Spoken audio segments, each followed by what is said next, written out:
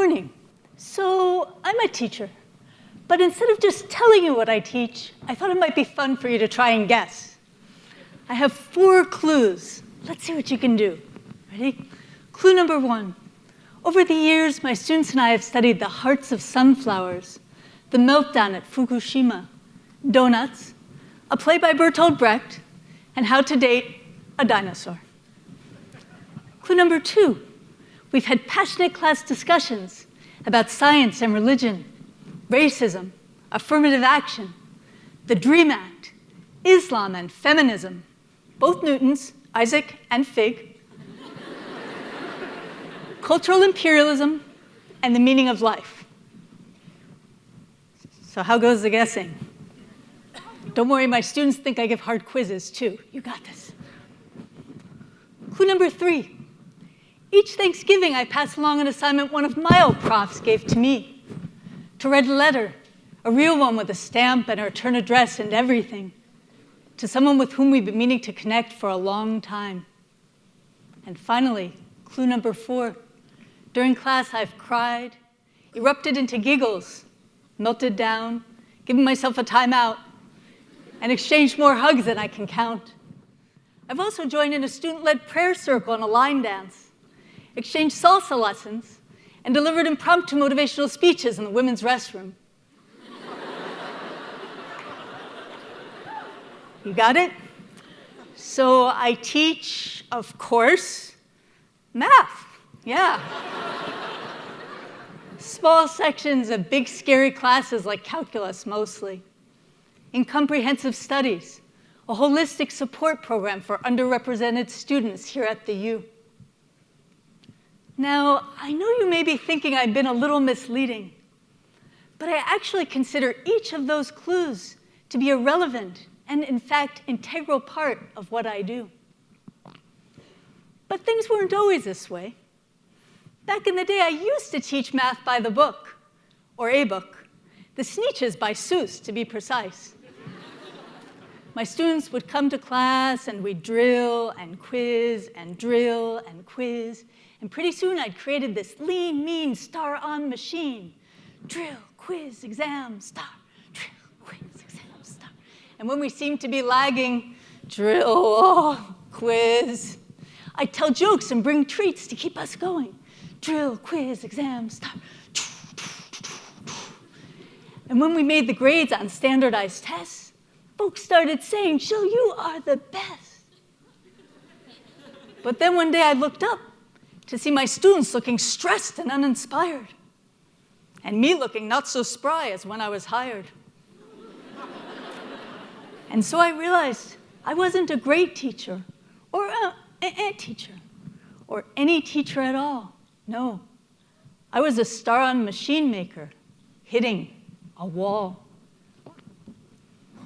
For a while, I kept myself going by eyeing the goal instead of what we were actually doing.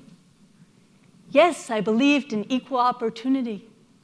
But when I saw my students with so much spirit and style getting sucked into the same rat race as more privileged rodentia, I had to ask, opportunity for what?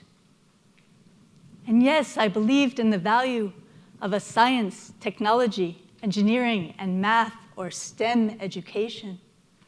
But when I turned my eyes to the self-destructing GMO seeds in our earth and the state of the art, now there's a phrase, state of the art, predator drones in our skies, I had to ask, is STEM enough?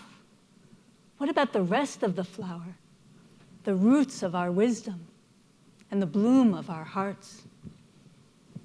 I knew I had it in me to do things differently, but it would be risky. If I chose to buck the system and get creative, I'd be risking not only my job, but maybe my students' grade-dependent scholarships and grade-dependent dreams, too. But if I didn't take the plunge, I might also be risking something, namely my life, a path with some heart. And if what Jim Henson had to say was true, that our kids don't remember what we try to teach them. They remember who we are. Then by not leaping, I might just be risking my students' lives too. So eventually I mothball my award-winning, soul-sucking, star-on machine and bring the whole flower classroom, stem, root, and bloom into being. We start by cultivating what I call the stem, or an authentic connection to what we're doing. In this case, math. On the first day of class, I asked my students to put down their pencils and preconceived notions, and please answer a question that's been keeping me up at night. Namely, how can we be stopped for speeding, say, on March 20th at 10:15 on the dot, when, unless we're actually quantum particles, in this very moment, we can only be in one spot?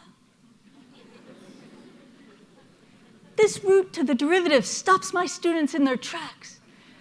This is the first time that math made sense since ever.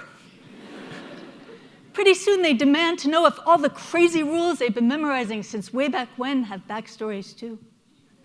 And when I say yes, of course, then suddenly class becomes a great reunion of long-lost friends, math and common sense, making up for lost time. Tell me everything, they say. Why do two negatives make a positive? Why's the area of a circle pi r squared? Why can't we touch an asymptote? But we can, I say. No way, they say. Yes, I say. Way. And pretty soon we're talking over each other and laughing and having a grand old time. No gadgets, no gimmicks, just a teacher and her students, remembering what it's like to love to teach and to really love to learn. Next, we turn to tending our roots, or the inner qualities that make us strong, help us grow. Early on, my students like to ask, so why are we here? As in, I'm thinking I'd like to be a doctor, or back up, maybe a poet. So about this here calculus, why do I need to know it? The stock reply is, well, calculus is very useful. For example, it keeps the Ambassador Bridge from collapsing. But as my students will be quick to point out, they don't want to build the bridge. They just want to drive over it. So instead I offer up that maybe a hard class like calculus is just a context for us to hone our problem-solving skills, as well as deeper qualities like patience, perseverance, integrity, and a sense of purpose.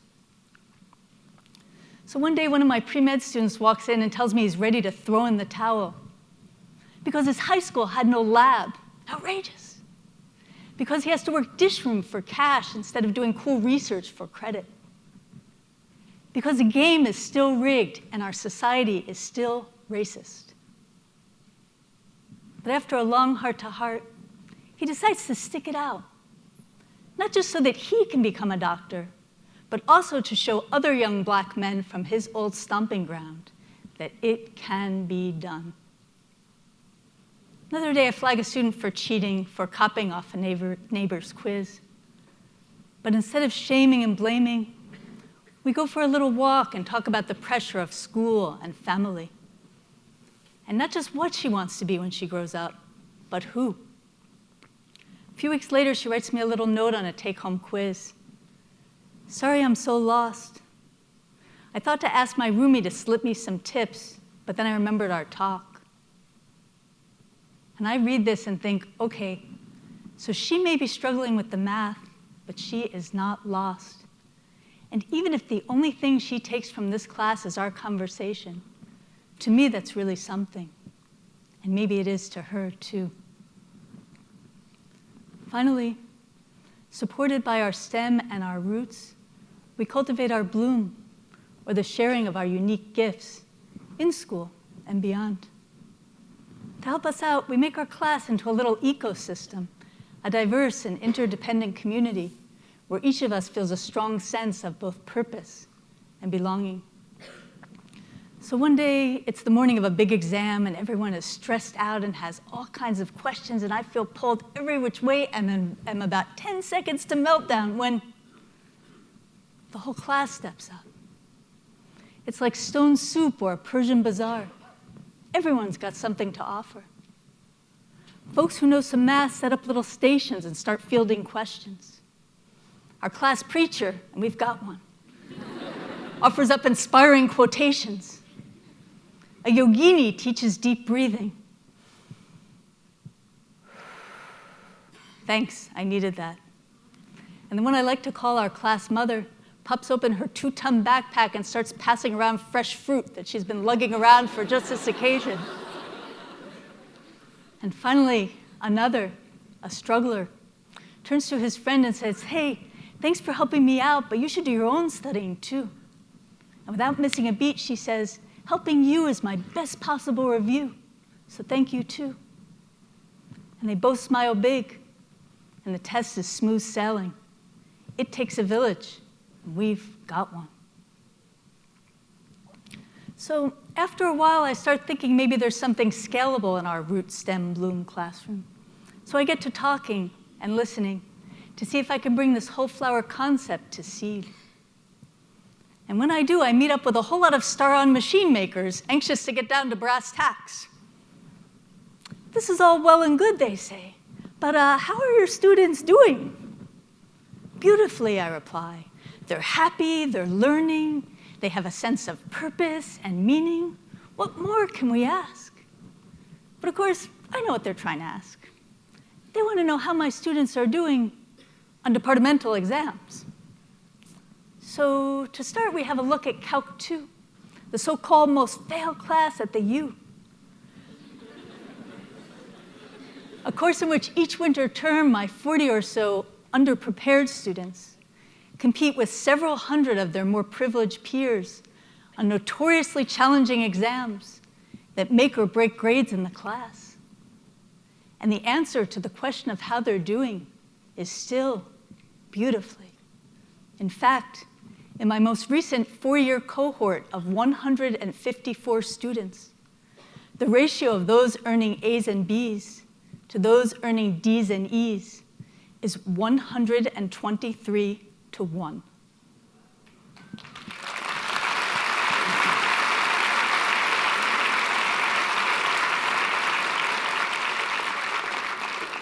Even my old star-on machine is outdone.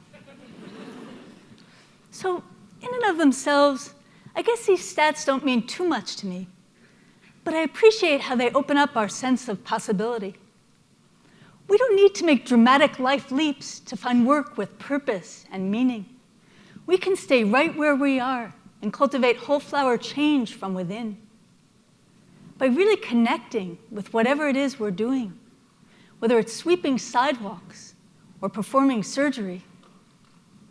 By embracing challenges as opportunities for growth and self-mastery.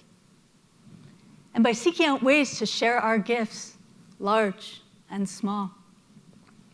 Speaking of which, remember that Thanksgiving letter homework? I do it too. One year I write to my old 4th grade teacher, Mrs. Colbert, to thank her. Why? Because once upon a time, back in 4th grade, I was penning a little story on the sly when she marched right up to me, crumpled up the worksheet I was supposed to be doing, pointed to my story and said, "Get to work." I'm still writing my little stories. No small thanks to her. As for the letter, I don't expect her to answer, but she does, in a shaky hand that shows me it's not easy. To say one thing, share your stories.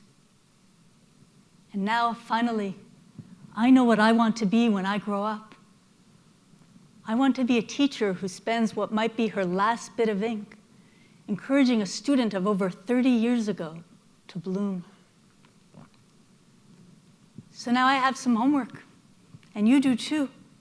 Connect, embrace, share, and write your letters too.